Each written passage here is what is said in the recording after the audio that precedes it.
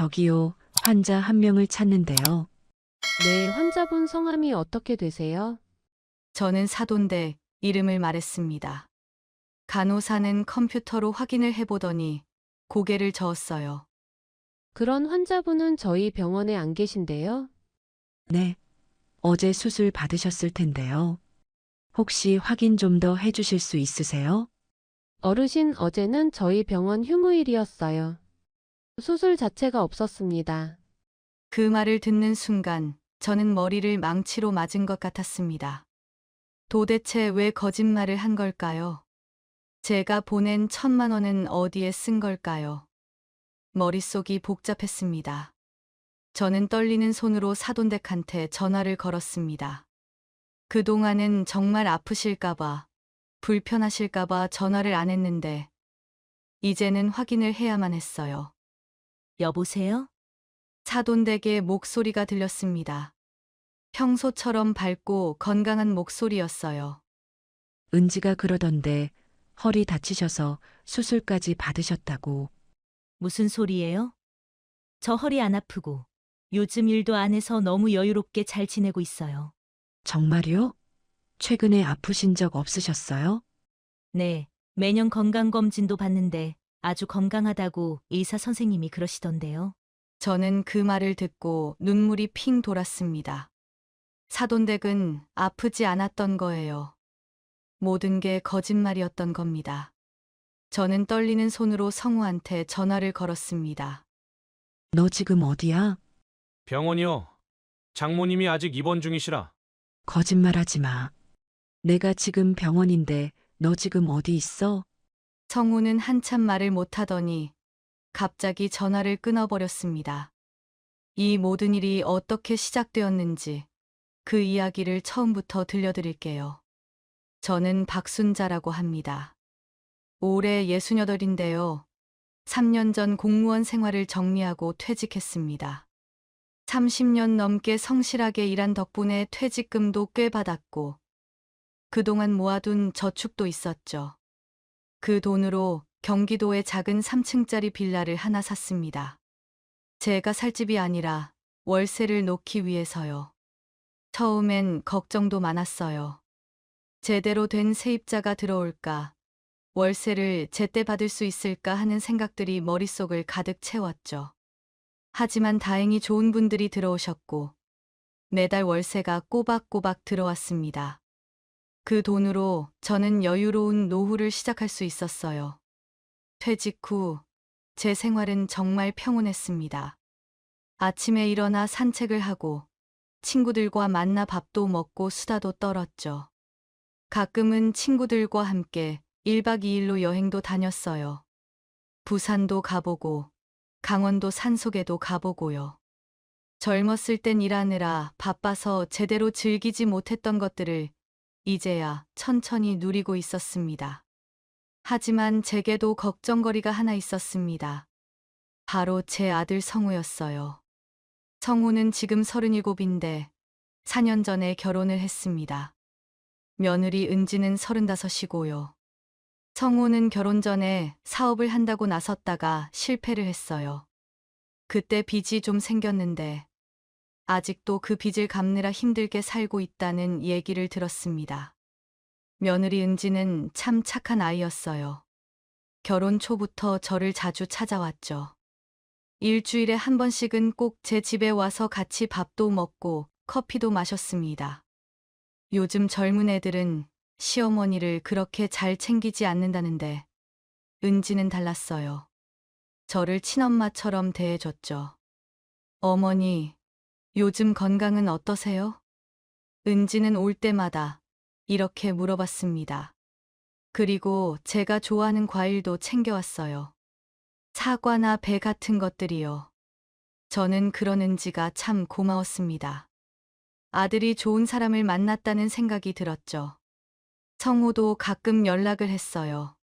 전화로 안부를 묻고 형편이 어떤지 물어봤습니다. 저는 그럴 때마다 괜찮다고, 걱정하지 말라고 했어요. 사실 성훈의 형편이 안 좋다는 걸 알고 있었기 때문에 제가 괜찮은 척해야 아들이 덜 걱정할 거라고 생각했거든요. 그렇게 평온한 날들이 흘러갔습니다. 저는 매일 아침 일어나 창문을 열고 신선한 공기를 마셨어요. 가끔 동네 할머니들과 모여서 화투도 쳤고 노인정에 가서 운동도 했죠. 제 인생에서 가장 편안한 시기였습니다. 친구들은 저를 보고 부럽다고 했어요. 월세 수입이 있으니까 걱정 없이 살 수 있잖냐고요. 저도 그렇게 생각했습니다. 젊었을 때 열심히 일한 보람이 있다는 생각이 들었죠. 이제는 제 남은 인생을 제가 하고 싶은 대로 살 수 있을 거라고 믿었어요. 하지만 그때의 저는 몰랐습니다. 제가 믿고 있던 며느리가, 그리고 제 아들이 저를 어떻게 속이고 있는지를요. 그 평온한 일상이 곧 산산조각 날 거라는 것도 전혀 예상하지 못했습니다. 저는 그저 가족이 건강하고 행복하게 지냈으면 하는 마음뿐이었어요. 날씨 좋은 어느 날, 친구들과 함께 근처 식당에서 점심을 먹었습니다. 제육볶음에 된장찌개를 먹으면서 이런저런 이야기를 나눴죠. 친구 중 한 명이 손자 이야기를 하면서 자랑을 했어요. 저도 언젠가 손주를 보게 되면 정말 행복하겠다는 생각이 들었습니다. 식사를 마치고 집으로 돌아오는 길에 성우한테서 전화가 왔어요. 엄마, 뭐 하세요? 응. 친구들이랑 밥 먹고 지금 집에 가는 길이야. 전화는 그렇게 평범했습니다. 아들의 목소리도 밝았고 별다른 문제가 없어 보였어요.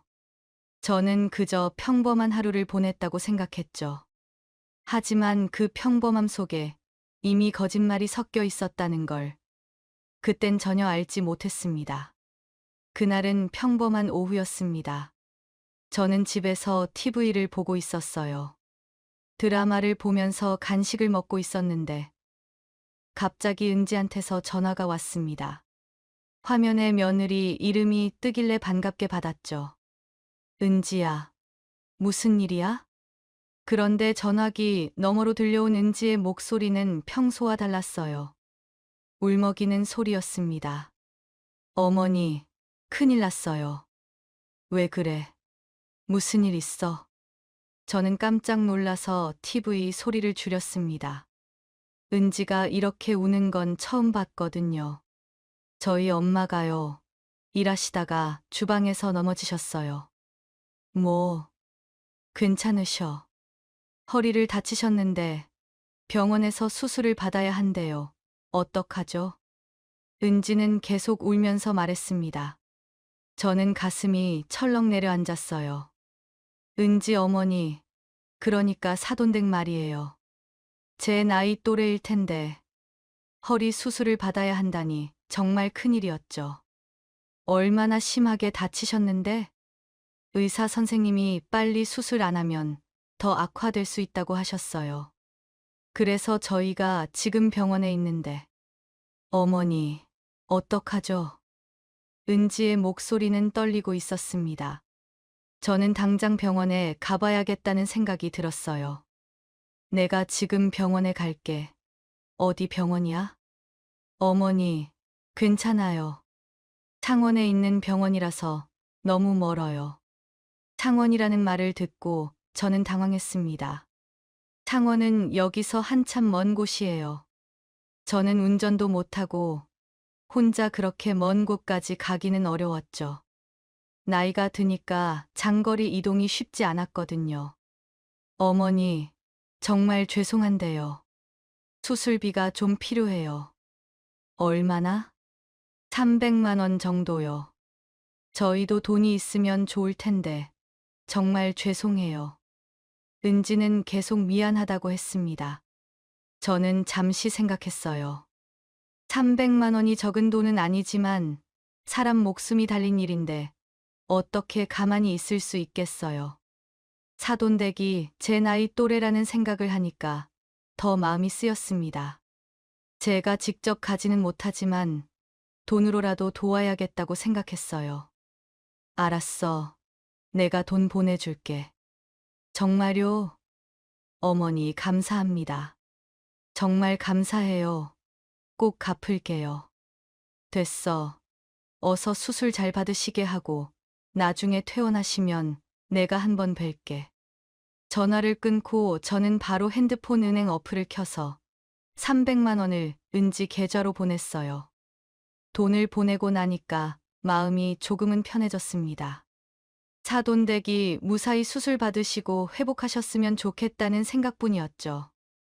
그날 저녁 은지한테서 문자가 왔습니다. 어머니, 정말 감사합니다. 덕분에 엄마 수술 잘 받으셨어요. 퇴원하면 꼭 인사드리러 갈게요. 저는 다행이라고 답장을 보냈습니다. 사돈댁이 무사하시다니 정말 다행이었어요. 며칠 후 은지와 성우가 제 집에 찾아왔습니다. 두 사람은 정말 고맙다고 인사를 했어요. 어머니, 정말 감사합니다. 어머니, 덕분에 장모님이 수술 잘 받으셨어요. 성우가 말했습니다.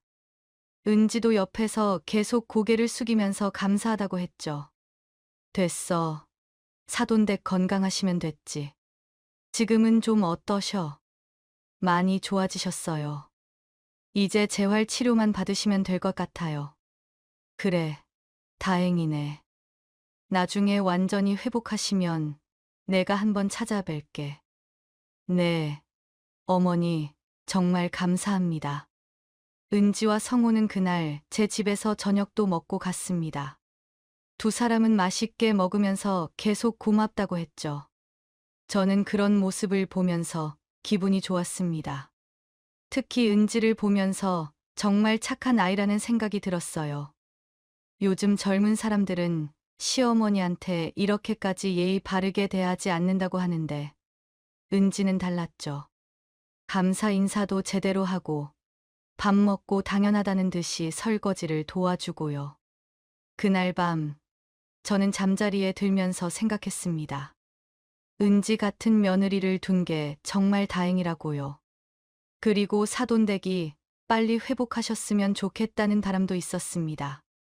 하지만 그때의 저는 몰랐어요. 그 모든 게 거짓말이었다는 거요. 은지의 눈물도 성우의 감사 인사도 사돈댁의 수술 이야기도 전부 꾸며낸 거짓말이었다는 걸 말이에요. 저는 그저 순진하게 믿었습니다. 가족이니까, 며느리니까, 아들이니까 거짓말을 할 리 없다고요. 창밖으로 달이 밝게 떠 있었습니다. 저는 그 달을 보면서 평화로운 마음으로 잠이 들었어요. 앞으로 더 큰 배신이 기다리고 있을 줄은 꿈에도 모른 채로 말이죠. 그렇게 시간이 흘러갔습니다. 몇 달 동안은 별일 없이 평온하게 지냈어요. 은지는 여전히 자주 제 집에 놀러 왔고, 성우도 가끔 전화로 안부를 물었죠. 저는 사돈댁이 많이 회복하셨을 거라고 생각했습니다. 그런데 일주일 전쯤이었어요. 저는 친구들과 점심 약속이 있어서 밖에 나가 있었습니다. 식당에서 밥을 먹고 있는데 은지한테서 전화가 왔어요. 은지야, 무슨 일이야? 어머니, 큰일 났어요. 또 울먹이는 목소리였습니다. 저는 순간 가슴이 철렁했어요. 무슨 일인데? 저희 엄마가 길 가다가 쓰러지셨대요. 그래서 지금 병원으로 가고 있어요. 뭐라고? 갑자기 이게 무슨 일이야? 저는 너무 놀라서 식당에서 일어났습니다. 친구들이 저를 걱정스럽게 쳐다봤죠. 요즘 일하느라 밥도 제대로 안 드시고 잠도 안 주무셨거든요. 새벽까지 일하시더니 너무 무리하신 것 같아요. 지금 어디야? 나도 같이 갈게. 괜찮아요, 어머니. 제가 지금 가고 있어요. 병원 가서 확인하고 다시 연락드릴게요. 전화를 끊고 저는 불안한 마음으로 집에 돌아왔습니다. 친구들한테 급한 일이 생겼다고 말하고 먼저 나왔어요. 집에 와서도 계속 은지한테서 연락이 오기를 기다렸죠. 저녁 무렵에 전화가 왔습니다. 어머니, 죄송해요. 너무 늦게 연락드렸죠? 아니야. 친정어머니는 괜찮으셔. 의사 선생님 말씀이 요즘 몸 컨디션이 안 좋아서 쓰러지신 거래요. 그래서 영양제를 맞춰야 할 것 같아요. 그래? 그럼 어서 영양제 좋은 거로 맞춰드려. 네. 그런데 어머니 죄송한데요. 은지의 목소리가 또 작아졌습니다. 저는 무슨 말을 할지 이미 짐작이 갔어요. 돈이 필요해? 네. 정말 죄송해요. 영양제가 비급여라서 생각보다 비싸더라고요. 얼마나 필요한데? 50만 원만 있으면 될 것 같아요. 정말 죄송합니다, 어머니. 알았어. 내가 바로 보내줄게. 사돈어른 어서 회복하셔야지. 저는 다시 은지 계좌로 50만 원을 보냈습니다. 사돈댁이 편찮으시다는데 어떻게 가만히 있을 수 있겠어요. 같은 여자로서 또 비슷한 나이로서 더 마음이 쓰였죠. 며칠이 지난 어느 날 성우와 은지가 제 집에 찾아왔습니다. 두 사람은 현관문을 들어서자마자 눈치를 보더니 거실에 앉았어요. 뭔가 할 말이 있는 것 같았습니다. 어머니, 저희가 죄송한 말씀을 드려야 할 것 같아서 왔어요. 은지가 조심스럽게 말을 꺼냈습니다. 무슨 일인데? 저희 엄마가 저번에 받으셨던 허리 수술 부위가 다시 안 좋아지셨대요. 그래서 재수술을 받아야 할 것 같아요. 저는 깜짝 놀랐습니다. 수술 받은 지 얼마 안 된 것 같은데 다시 수술을 받아야 한다니요. 얼마나 안 좋으신데? 병원에서 빨리 수술하는 게 좋다고 하셨어요. 그런데 은지가 말을 흐렸습니다. 성호가 옆에서 거들었어요. 어머니, 저희도 이런 말씀 드리기가 정말 죄송한데요. 병원비를 좀 도와주실 수 있으세요? 병원비. 그럼 저번처럼 300만 원 정도 필요한 거야? 그때 은지가 충격적인 말을 했습니다. 어머니, 사실은요. 저희 엄마가 돈이 너무 없어서 보험을 다 해지하셨어요. 지금 보험이 하나도 없는 상태예요. 뭐라고? 저는 정말 놀랐습니다. 보험을 다 해지했다니요. 저희도 처음에는 저희가 내려고 했어요. 근데 저희도 살기가 너무 빠듯해서요. 어머니가 좀 도와주시면 안 될까요? 성호가 미안한 듯이 말했습니다. 저는 복잡한 심정이었어요. 저도 일을 안 하고 있어서 큰 돈을 내기는 부담스러웠죠. 얼마나 필요한데? 1,000만 원이요. 1,000만 원이라는 말에 저는 숨이 막혔습니다. 정말 큰 돈이었어요. 1,000만 원.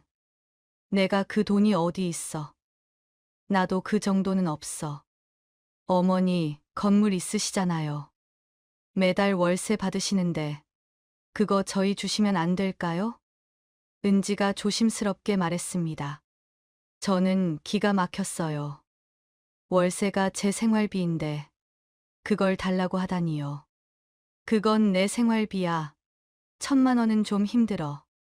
그럼 500만 원 정도만 줄게. 그것만이라도 정말 감사합니다, 어머니. 꼭 저희 엄마한테 전해드릴게요. 저는 그날 500만 원을 은지 계좌로 보냈습니다. 하지만 그날 밤 잠을 이룰 수가 없었어요. 계속 사돈댁 생각이 났죠. 열심히 일하시다가 이렇게 아프시다니 정말 마음이 아팠습니다. 다음 날 아침 저는 결심을 했어요. 500만 원을 더 보내기로 한 거죠. 비록 제 생활비를 아껴야 하지만 사람 생명이 더 중요하다고 생각했습니다.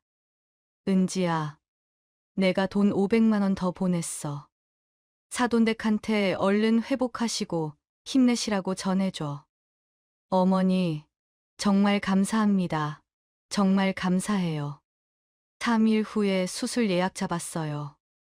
엄마한테 꼭 말씀드릴게요. 그래. 수술 잘 받고 얼른 회복하시라고 전해줘. 저는 사돈댁한테 직접 전화를 하고 싶었습니다. 하지만 지금 몸도 아프시고 곧 수술을 받으신다는데 괜히 돈 보냈다고 전화하면 생색내는 것 같고 불편하실 것 같았어요. 그래서 퇴원하시면 그때 전화하기로 마음먹었죠. 창밖을 보니 비가 내리고 있었습니다. 저는 커피를 한 잔 타서 마시면서 생각했어요.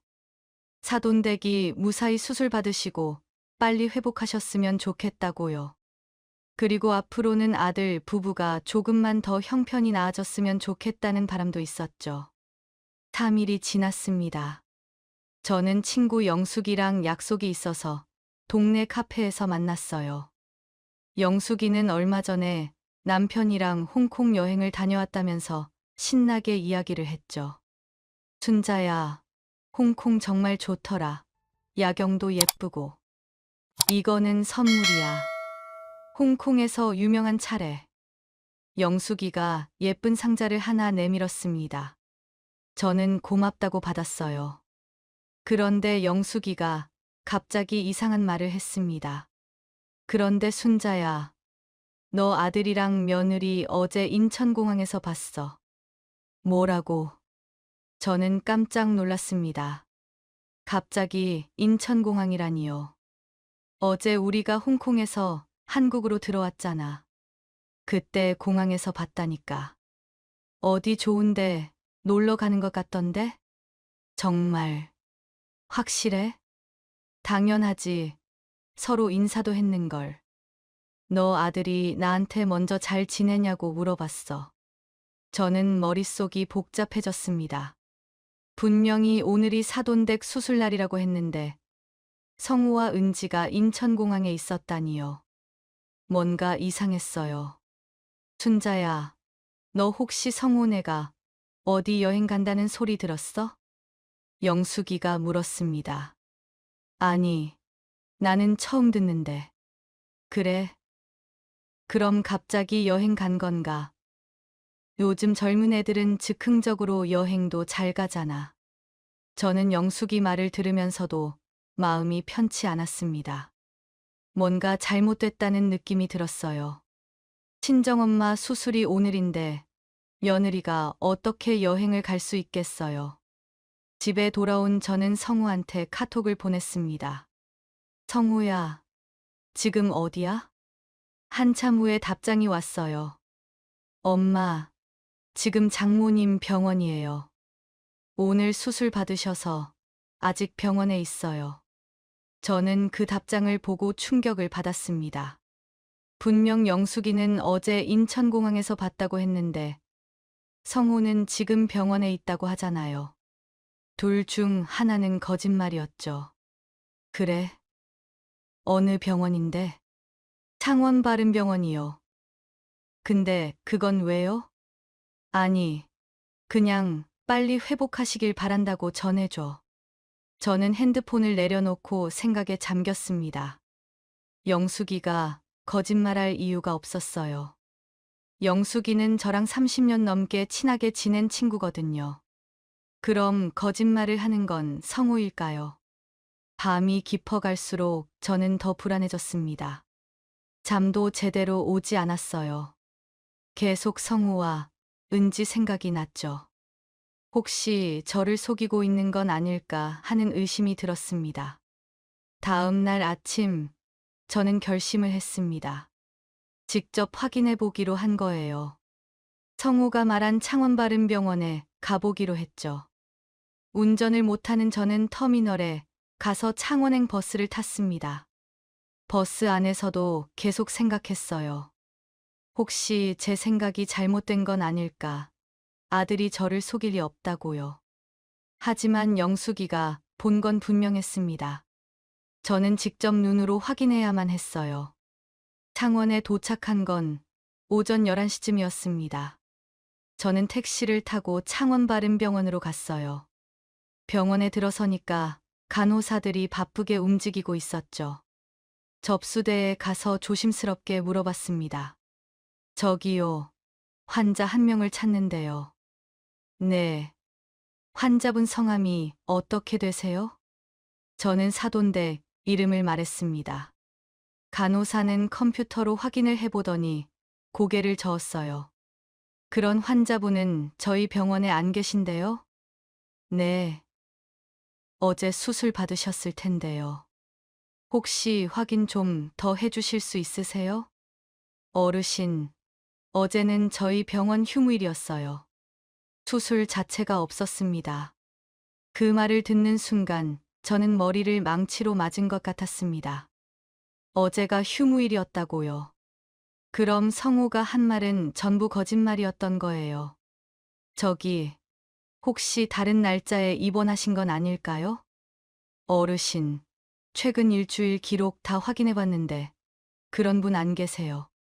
저는 비틀거리며 병원 밖으로 나왔습니다.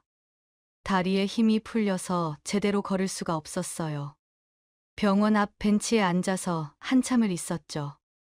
도대체 왜 거짓말을 한 걸까요? 제가 보낸 1,000만 원은 어디에 쓴 걸까요? 사돈댁은 정말 아프지 않은 걸까요? 머릿속이 복잡했습니다. 저는 떨리는 손으로 사돈댁한테 전화를 걸었습니다.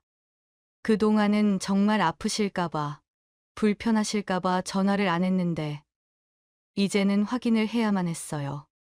여보세요? 사돈댁의 목소리가 들렸습니다. 평소처럼 밝고 건강한 목소리였어요. 사돈어른, 안녕하세요. 저 성우 엄마예요. 아, 네. 오랜만이네요. 잘 지내셨어요? 네. 허리 아프신 데는 괜찮으세요? 허리요? 갑자기 허리는 왜요? 사돈댁은 영문을 모르겠다는 듯이 물었습니다. 은지가 그러던데요. 허리 다치셔서 수술까지 받으셨다고. 무슨 소리예요? 저 허리 안 아프고 요즘 일도 안 해서 너무 여유롭게 잘 지내고 있어요. 정말요? 최근에 아프신 적 없으셨어요? 네. 매년 건강검진도 받는데 아주 건강하다고 의사 선생님이 그러시던데요. 사돈어른, 도대체 무슨 일이세요? 저는 그 말을 듣고 눈물이 핑 돌았습니다. 사돈댁은 아프지 않았던 거예요. 모든 게 거짓말이었던 겁니다. 아, 그럼 제가 잘못 들은 것 같네요. 괜찮으시다니 다행이에요. 전화를 끊고 저는 한동안 그 자리에 앉아 있었습니다. 분노가 치밀어 올랐어요. 제 아들이, 제 며느리가 저를 이렇게 속였다니요. 1,000만 원이나 되는 돈을 거짓말로 받아갔다니요. 저는 떨리는 손으로 성우한테 전화를 걸었습니다. 엄마, 왜요? 너 지금 어디야? 병원이요. 장모님이 아직 입원 중이셔. 거짓말하지 마. 내가 지금 병원인데 너 지금 어디 있어? 성우는 한참 말을 못하더니 갑자기 전화를 끊어버렸습니다. 다시 전화를 걸었는데 꺼져 있다고 나왔어요. 은지한테도 전화했지만 마찬가지였죠. 저는 그 자리에 서서 눈물을 흘렸습니다. 제가 믿었던 아들이, 제가 예뻐했던 며느리가 저를 이렇게 배신할 줄은 꿈에도 몰랐어요. 창원에서 집으로 돌아오는 버스 안에서 저는 계속 울었습니다. 옆자리에 앉은 아주머니가 괜찮냐고 물어봤지만 대답할 수가 없었어요. 가슴이 너무 아팠거든요. 집에 도착한 건 저녁 무렵이었습니다. 현관문을 열고 들어가자마자 저는 소파에 주저앉았어요. 핸드폰을 보니까 성우한테서 부재중 전화가 여러 통 와 있었죠. 하지만 저는 받고 싶지 않았습니다. 그날 밤은 정말 길었어요. 잠도 오지 않았고 계속 생각만 났죠. 언제부터 거짓말을 한 걸까? 제가 보낸 돈은 어디에 쓴 걸까? 사돈댁 이야기는 전부 꾸며낸 걸까요? 다음 날 아침 문 두드리는 소리에 잠에서 깼습니다. 현관문을 열어보니 성우와 은지가 서 있었어요. 두 사람은 저를 보자마자 바닥에 무릎을 꿇었습니다. 엄마, 죄송합니다. 어머니, 정말 죄송해요. 저는 그 모습을 보고 더 화가 났습니다. 두 사람은 거실로 들어와서 계속 바닥에 무릎을 꿇고 있었어요. 저는 소파에 앉아서 두 사람을 내려다봤죠. 너네 언제부터 거짓말한 거야? 은지가 울면서 말했습니다. 저희 엄마한테 얘기 다 들었어요. 며칠 전에 창원 직접 가셨다고. 정말 죄송해요, 어머니. 그럼 얘기는 필요 없어. 내가 언제부터 거짓말한 거냐고 물어봤잖아. 사실대로 말해. 저는 최대한 차분하게 말하려고 노력했습니다. 하지만 목소리는 떨리고 있었어요. 작년에요. 작년에 저희 엄마 넘어져서 허리 수술 받았다는 거. 그때부터 다 거짓말이었어요. 뭐라고? 정말이야?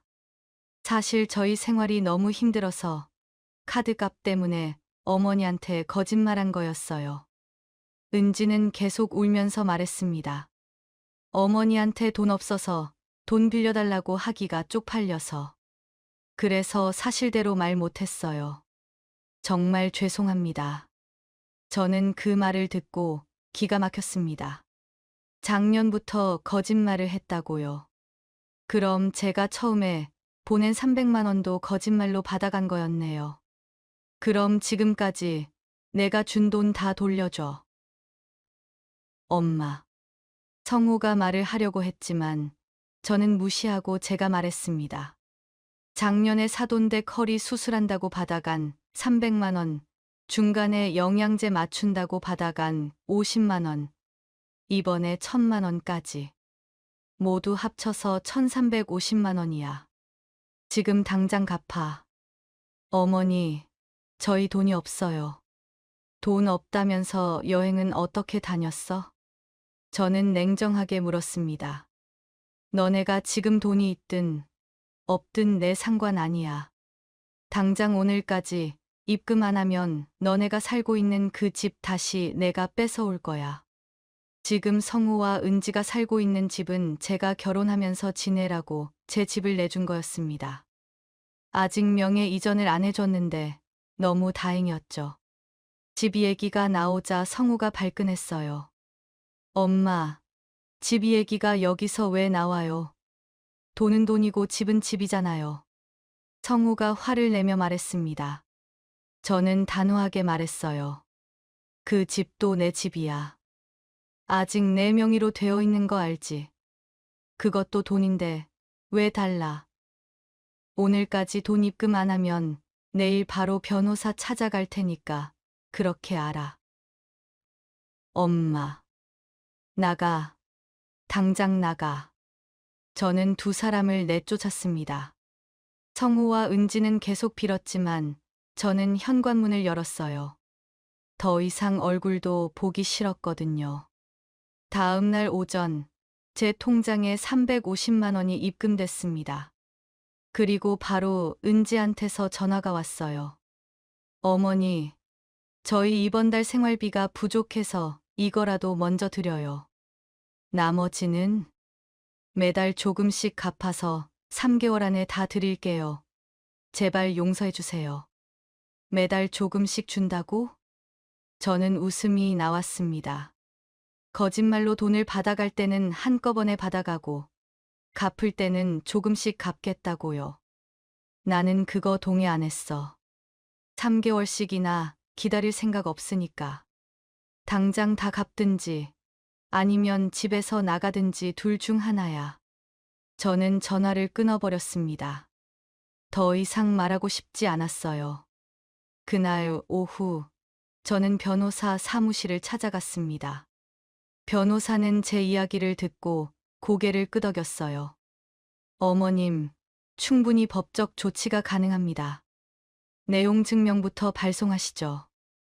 네, 그렇게 해주세요. 저는 변호사와 함께 내용 증명을 작성했습니다.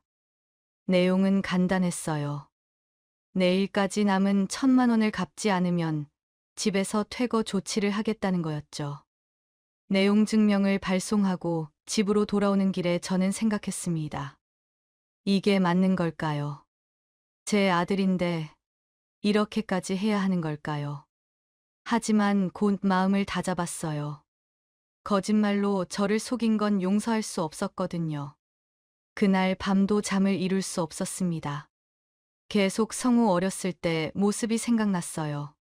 제 손을 잡고 유치원에 가던 모습, 초등학교 입학식 때 교복 입고 웃던 모습. 그런 아들이 이제는 저를 속이고 거짓말을 하는 사람이 되었다는 게 믿기지 않았습니다. 하지만 저는 물러설 수 없었어요. 잘못한 건 벌을 받아야 했으니까요. 다음 날 오전, 성우한테서 전화가 왔습니다. 저는 한참을 망설이다가 전화를 받았어요. 엄마, 이게 뭐예요? 성우의 목소리는 화가 나 있었습니다. 엄마, 저희 매달 조금씩 갚기로 얘기 끝난 거 아니었어요? 성우야, 나랑 협의도 안 했고, 심지어 나는 그 내용에 동의도 안 했는데, 너네끼리 일방적으로 생각하고 350만 원만 보낸 거 아니야? 엄마, 그래도 집까지 빼앗으시면 어떡해요? 거기 써 있는 대로 오늘까지 나머지 다 안 갚으면 집에서 쫓겨날 거니까 그렇게 알아. 저는 더 이상 말하고 싶지 않아서 전화를 끊어버렸습니다. 성우한테서 계속 전화가 왔지만 받지 않았어요. 그날 하루 종일 저는 불안했습니다. 성우가 돈을 구해올까요? 아니면 정말 집에서 쫓겨나게 될까요? 복잡한 마음이었죠. 하지만 저녁이 되도록 돈은 입금되지 않았습니다. 다음 날 아침이 되어도 마찬가지였어요. 저는 변호사한테 전화를 했습니다. 변호사님, 돈이 입금 안 됐어요. 그럼 퇴거 조치 진행하시겠습니까? 네, 진행해 주세요. 저는 단호하게 말했습니다. 마음이 아팠지만 더 이상 물러설 수 없었어요. 며칠 후 변호사한테서 연락이 왔습니다. 퇴거 조치가 완료됐다는 내용이었죠.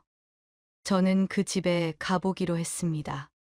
집 앞에 도착하니 이삿짐을 싸는 중이었어요. 성우와 은지가 짐을 옮기고 있었죠. 저는 멀찍이 서서 그 모습을 지켜봤습니다.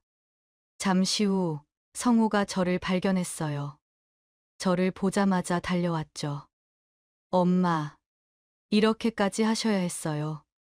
겨우 1,000만 원 때문에 집까지 빼앗고 저희를 내쫓으세요?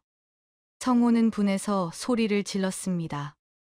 은지도 옆에서 울고 있었어요. 성우야, 너가 말한 대로 겨우 1,000만 원이면 갚지 그랬어. 저는 차분하게 말했습니다. 너네는 내 돈 가져다 쓸 때는 쉽고 다시 돌려주는 건 어려울 거면 애초에 거짓말을 하지 말았어야지. 엄마, 성우야, 은지야, 너네가 지은 죄만큼 벌 받는 거야. 얼른 가. 저는 뒤돌아섰습니다. 성우와 은지가 뭐라고 말하는 소리가 들렸지만 듣고 싶지 않았어요. 저는 그대로 걸어서 집으로 돌아왔죠. 집에 도착해서 소파에 앉으니까 눈물이 났습니다. 정말 이게 맞는 걸까요? 제 아들인데 이렇게 냉정하게 대해도 되는 걸까요? 하지만 곧 눈물을 닦았어요. 잘못한 건 성우와 은지였죠. 저는 잘못한 게 없었습니다. 그날 밤, 저는 오랜만에 편하게 잠을 잤습니다. 마음속에 있던 짐을 내려놓은 것 같았어요. 더 이상 속지 않겠다고, 더 이상 당하지 않겠다고 다짐했죠. 저는 그 집을 다시 월세로 내놓기로 했습니다. 이번에는 제대로 된 세입자를 구해서 월세를 받을 거예요. 그리고 그 돈으로 제 남은 인생을 더 편하게 살 거였죠. 그 일이 있고 며칠이 지났습니다. 저는 계속 생각했어요. 제가 너무 냉정했던 건 아닐까. 아들에게 너무 가혹했던 건 아닐까요. 하지만 곧 마음을 다잡았습니다. 거짓말로 거의 1년 동안 저를 속였잖아요. 용서할 수 없었죠. 친구 영숙이한테서 전화가 왔어요. 순자야, 요즘은 잘 지내고 있어? 저는 영숙이한테 그동안 있었던 일을 다 얘기했습니다.